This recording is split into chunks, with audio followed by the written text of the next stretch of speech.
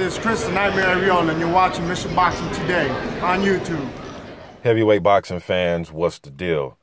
So I didn't even know that this guy was back fighting. Samuel Peter had a fight. Let's see here, man, because somebody told me about this yesterday. October 23rd, so what, about a week ago, he had a fight against Juan Carlos Salas. I hope I'm pronouncing his last name right. The guy was 6-9, 6 wins, 9 losses. Peter won the fight, got the stoppage.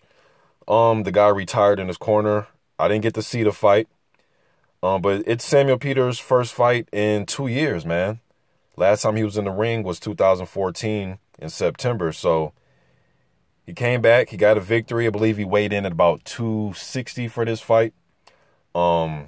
The last big fight I seen him in was, 2011 against Robert Helenius, a fight that I thought was a very winnable fight. I thought that he would win that fight. But Samuel Peter is back, 36 years old. What do you guys think about Peter coming back, man? What do you think about his chances in the heavyweight division? I just scrolled over to BoxRec really quick and just see where BoxRec had him rated. They have him at 150. You know what I mean? So I don't know, man. I'm not sure what Samuel Peter does with this landscape of heavyweights. If anything, I think if Samuel Peter is going to come back and get a big fight, I think he may have to fight one of the prospects, man. I really do. Jarrell Miller, Trevor Bryan, Hughie Fury, Iju Aganu, somebody like that. I think he's going to have to knock one of those guys off. I don't think he's going to be able to string together some KO wins. And then, anything can happen in boxing, especially if you know the right people, the right connects. You string together a few KO wins, then you're in one of these sanctioned bodies' top 15. You know what I mean? But I'm not sure if that's going to happen. I think that he may need to knock off a prospect to get his name buzzing again, because I don't see nobody just giving Samuel Peter any type of title shots or anything like that. Dangerous puncher. I will give Samuel Peter that. I'm sure that his power is still there. If he cracks you one good time, I'm sure he can probably put you to sleep. You know what I mean? But the conditioning, he's, the fights that he was in, he took punishment in a lot of fights, man. The Helenius fight, he was doing decent in that fight up until he got stopped. Fought Vladimir, fought Vitali. He lost to Eddie Chambers. I thought Chambers was a fight I thought he could win. But that was a close fight with Chambers. Peter, in my opinion, he struggled against some of, the taller heavyweights. Now, I know he knocked out Julius Long, okay? I'm not saying every tall heavyweight, but the elite guys like the Klitschko brothers, although the first Vladimir fight was a very entertaining fight. That was an entertaining night of boxing when that fight happened. I believe that was the same night that Cotto, what's the guy that Cotto fought, man? What's the Colombian guy? I forget who Cotto fought that night, but I believe that was on the same card. But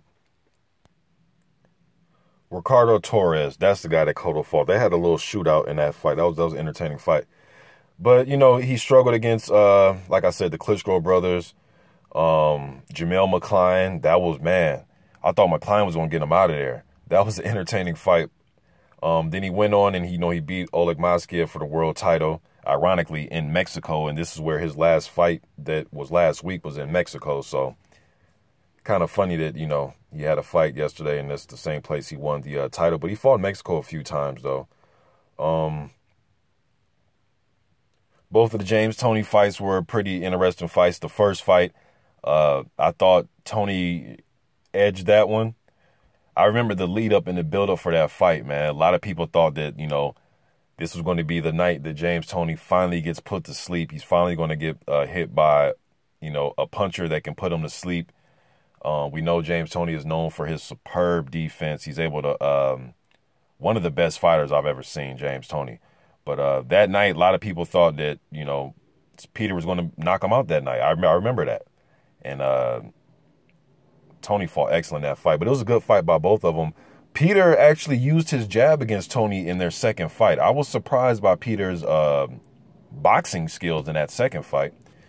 But I don't know what to think, man. Samuel Peter, having him back is cool. He's 36 years old, so it's not like, he's going to be out of his element.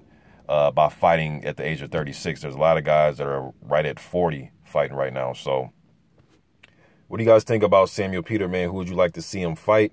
I don't know if he just came back to make a quick buck. I don't know if he, if he's been injured. I kind of lost track of Samuel Peter since the Helenius fight. He had the fight in 2014, but it was against a guy that, a journeyman level guy in Oklahoma, and haven't heard from him since. So, and I think that shape, he came in grossly out of shape in that one. I want to say that's when we came in. He was just grossly out of shape for that fight. What do you guys think about Samuel Peter coming back? Who would you like to see him fight? Would you like to see him probably take on a upcoming prospect like an Adrian Gernot, or maybe one of the German prospects, Tom Schwartz, Michelle Wallace?